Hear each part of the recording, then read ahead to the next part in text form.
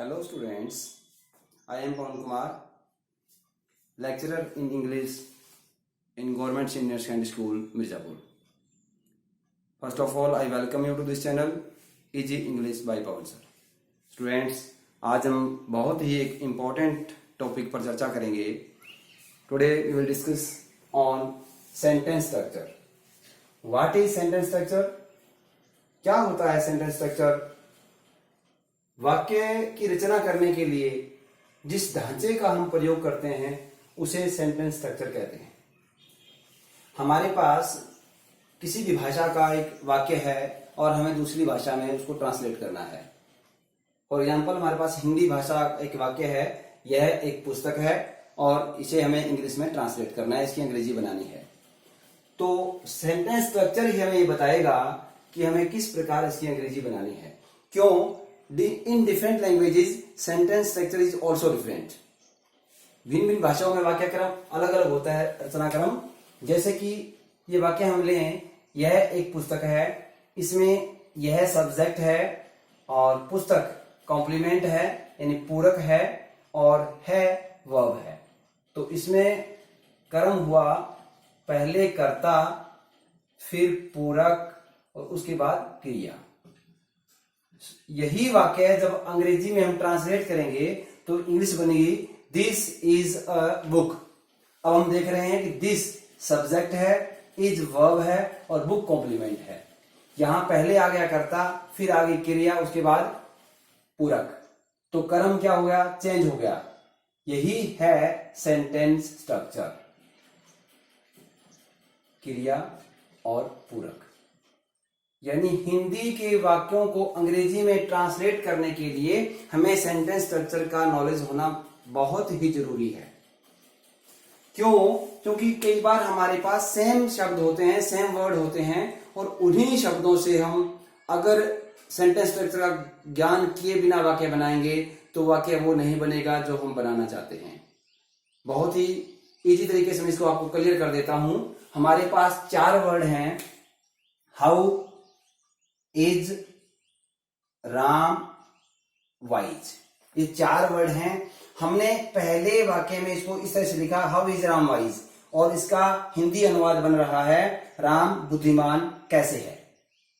अब यही 4 शब्द, the same words, we will put in different structure.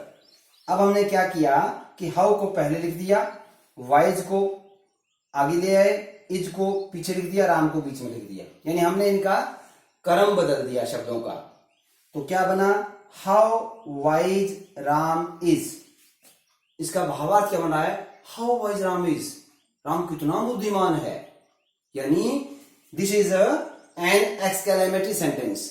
ये एक विस्मयादिबोधक वाला वाक्य बन गया, विस्मय सूचक वाक्य. अब यही 4 शब्द हम फिर एक अलग क्रम में लिखेंगे. हमने क्या किया? हाउ पहले लिखा, वाइज भी वहीं लिख दिया, राम को हम पीछे ले गए और इज को हम पहले ले आए. सेंटेंस बन गया हाउ वाइज इज राम. अब बन गया राम कितना बुद्धिमान है.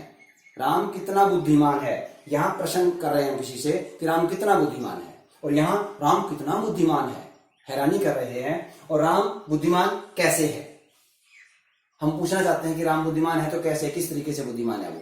तो यही 4 शब्द अलग अलग स्थान पर रखने से अलग अलग वाक्य बनाते हैं. यही काम है सेंटेंस स्ट्रक्चर का, कि शब्दों को किस क्रम में लगाना है ताकि हमारा वाक्य बिल्कुल सही बन सके.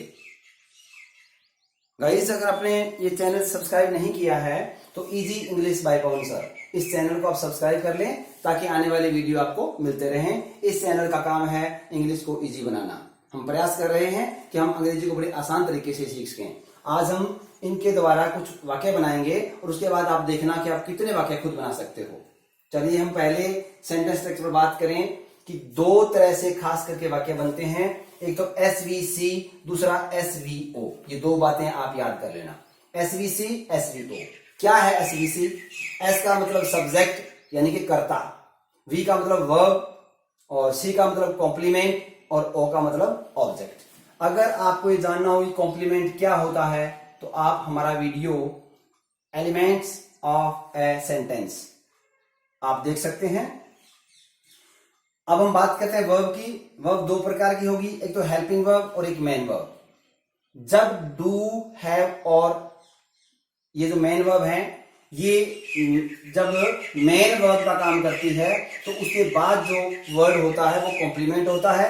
और जब ये बी, डू और हैव ये अगर हेल्पिंग वर्ब का काम करती हैं तो उसके बाद आने वाला शब्द मेन वर्ब होगा और नेक्स्ट जो वर्ड होगा वो ऑब्जेक्ट होगा। ये ऑब्जेक्ट और कॉम्प्लीमेंट में फर्क है, ये आप इस वीडियो के द्वारा भी देख सकते हो, एलिमेंट्स ऑफ ए सेंटेंस। इसके बाद आपने क्या ध्यान रखना है कि जब SVC के आधार पर आप बनाओगे तो यहां जो वर्ब होगी केवल मेन वर्ब होती है, हेल्पिंग वर्ब नहीं होती। और जब दूसरा नियम लेके चलेंगे SVO वाला, तो जब ऑब्जेक्ट होगा तो यहां जो वर्ब होगी स्टूडेंट्स वो दो प्रकार की होगी, एक तो हेल्पिंग वर्ब और एक मेन वर्ब। अब हम चर्चा करते हैं SVC की। तो सब्जेक्ट, वर्ब और कॉम्प्लीमेंट। हमारे पास एक वाक्य है, यह एक पुस्तक है, तो दिस इज अ बुक। यहां सब्जेक्ट पहले है, कॉम्प्लीमेंट और उसके बाद लास्ट में वर्ब। परंतु जब अंग्रेजी का वाक्य बनाते हैं तो हमें याद करना है कि अंग्रेजी वाक्य का स्ट्रक्चर होता है SVC। तो S क्या है इसमें, यह की अंग्रेजी दिस। V क्या है, V है इसमें है की अंग्रेजी इज। और C क्या है, C है पुस्तक, पुस्तक की अंग्रेजी बुक, और बुक से पहले आर्टिकल लग जाएगा a। तो this is a book. Students आप ऐसे ही अनेकों वाक्य बना सकते हैं।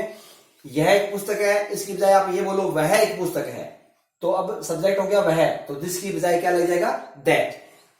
वह एक पेन है, तो अब कॉम्प्लीमेंट क्या हो गया, पेन, तो दैट इज अ पेन। ऐसे ही आपने केवल याद करना है सेंटेंस स्ट्रक्चर कि यदि वाक्य में कॉम्प्लीमेंट हो तो वाक्य का स्ट्रक्चर रहेगा SVC। अब हम एक एक करके इनका अध्ययन करते हैं। राम बुद्धिमान है, ये हमारे पास वाक्य है। We have to change it into English, we have to translate it in English. कैसे हम इंग्लिश में इसको ट्रांसलेट करेंगे, हम सबसे पहले हम बनाएंगे इसमें सब्जेक्ट, कॉम्प्लीमेंट और वर्ब की पहचान। राम इसमें सब्जेक्ट है, बुद्धिमान इसमें कॉम्प्लीमेंट है और है इसमें वर्ब है। सभी वाक्यों में देखें तो सब्जेक्ट राम है, कॉम्प्लीमेंट बुद्धिमान है और वर्ब है। सारे वाक्यों में यही है, SCV,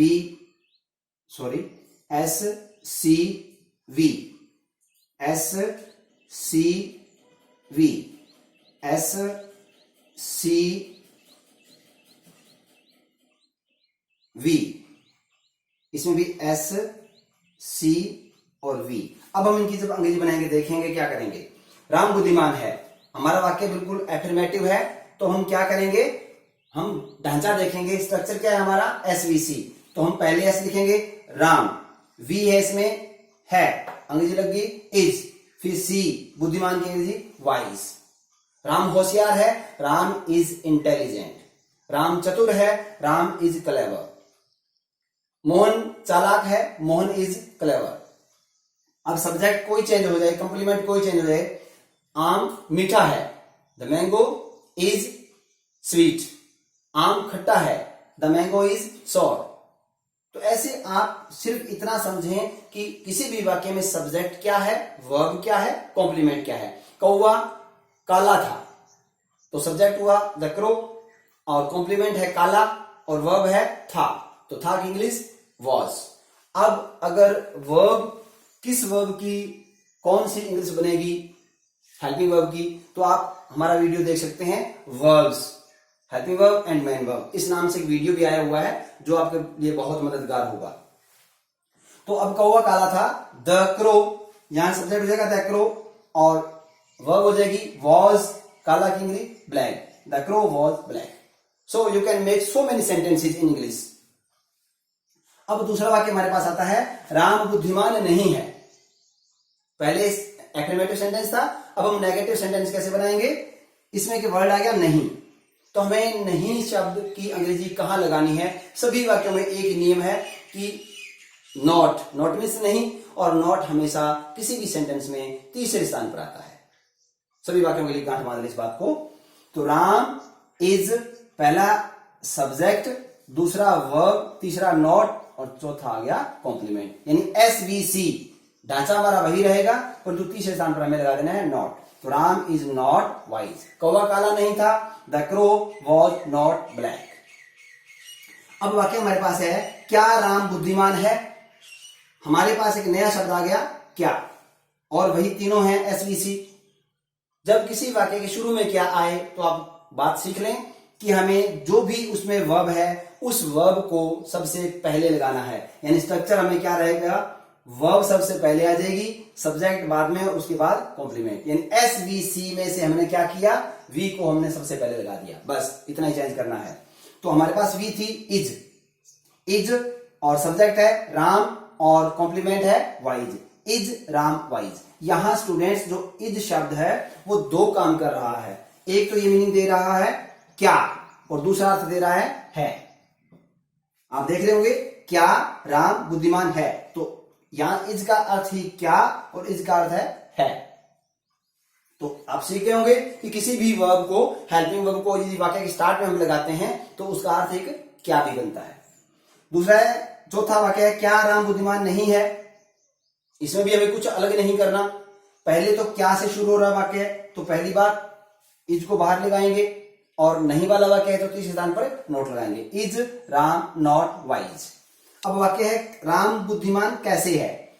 इस वाक्य में भी एक नया शब्द है कैसे, जो कि एक प्रश्नवाचक शब्द है, और क्वेश्चन वर्ड अगर हो तो क्वेश्चन वर्ड को सबसे पहले लगाएंगे। ये स्ट्रक्चर नंबर 5 देखिएगा आप, इसमें क्या है, सबसे पहले QW का मतलब है क्वेश्चन वर्ड, प्रश्नवाचक शब्द, फिर वर्ब, सब्जेक्ट और कॉम्प्लीमेंट। वही चीज है कि वर्ब को दोबारा निकाल दिया क्योंकि प्रश्न है, SVC में से वी पहले निकाल ले आए और सबसे पहले लगा दिया क्वेश्चन वर्ड, बस कितना आसान है।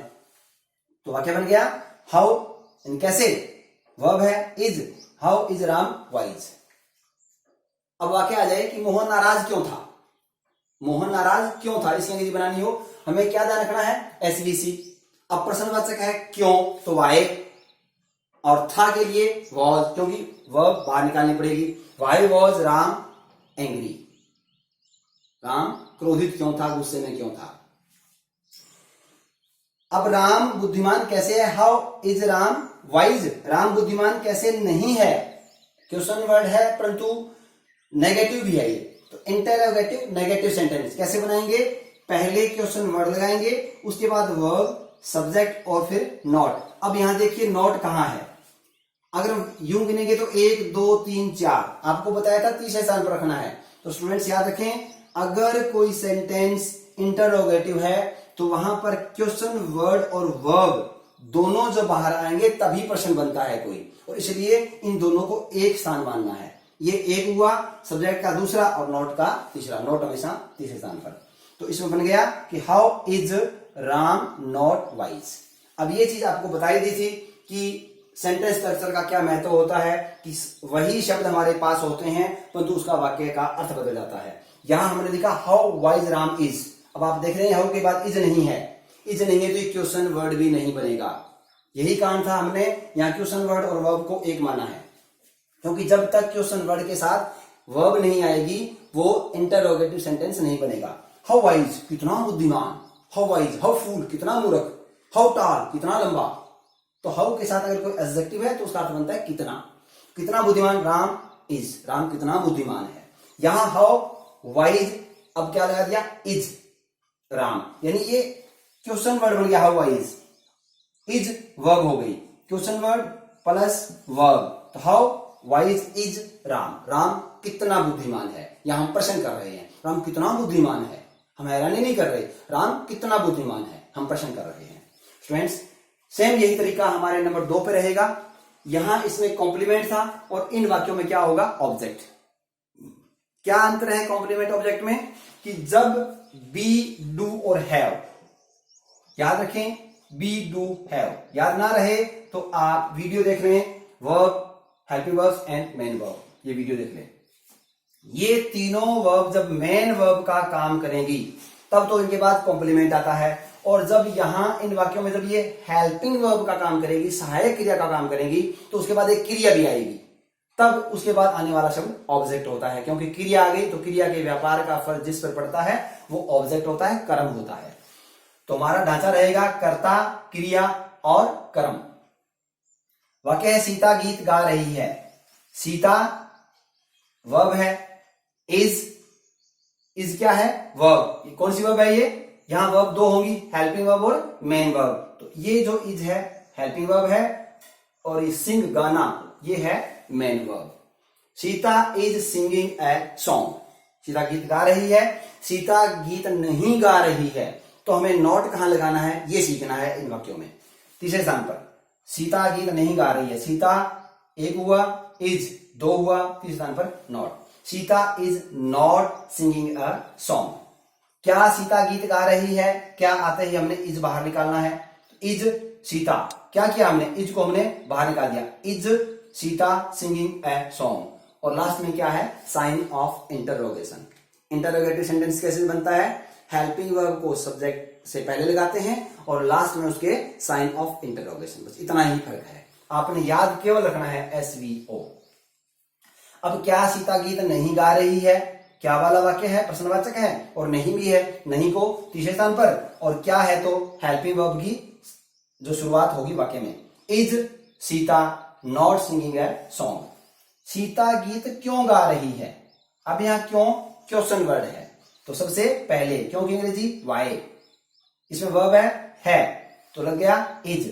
Why is Sita singing a song. यदि ये वाक्य सीता गीत क्यों गा रही थी ये होता तो वाई और उसके बाद फिर वर्ब जो हेल्पिंग वर्ब है थी की अंग्रेजी was. Why was Sita singing a song. Sita गीत गाएगी, हमने सिंपल फ्यूचर टेंस कर लिया है, तो सीता गीत गाएगी। सीता और हेल्पिंग वर्ब विल, गाना है तो सिंग, वहां पे सिंगिंग मिलेगा। Sita will sing a song. Sita गीत क्यों गा रही है? Why is Sita singing a song. Sita गीत क्यों नहीं गा रही है? तो क्यों, वाई है के लिए इज सीता, तो ये हो गया एक क्वेश्चन वर्ड और हेल्पिंग वर्ब। नंबर 2 पे सब्जेक्ट और नंबर 3 पे not. Why is Sita not singing a song. तो ये था स्टूडेंट्स, बहुत इंपॉर्टेंट हमारा टॉपिक था। अगर आपने इस चैनल को सब्सक्राइब नहीं किया तो इसको सब्सक्राइब करना ना भूलें। ये एक ऐसा टॉपिक है जो हमारे इंग्लिश को बहुत ज्यादा मजबूत करेगा। आपने आज नोटिस भी किया होगा कि आप बहुत से वाक्य बना सकते हो केवल अगर आपके पास स्ट्रक्चर है कि SVC या SVO। अगर वाक्य में कर्म है, मुख्य क्रिया के बाद ऑब्जेक्ट है, तो ये स्ट्रक्चर याद रखें, और कंप्लीमेंट है तो ये स्ट्रक्चर याद रखें। क्या वाला वाक्य बनाना हो तो हेल्पिंग वर्ब या इधर वर्ब सबसे पहले आ जाएगी और लास्ट में साइन ऑफ इंटरोगेशन। नहीं वाला वाक्य हो तीसरे स्थान पर हमेशा नोट लगता है। यदि वाक्य इंटरोगेटिव है क्वेश्चन वर्ड वाला तो याद रखना है कि क्वेश्चन वर्ड और वर्ब, इधर क्वेश्चन वर्ड और हेल्पिंग वर्ब ये एक माना जाएगा। दूसरा स्थान सब्जेक्ट का होगा और तीसरा स्थान नोट का होगा। उम्मीद करता हूं कि आपको ये वीडियो पसंद भी आया होगा, तो आप लाइक करना भी ना भूलें और इसको दोहराना भी ना भूलें। Thank you.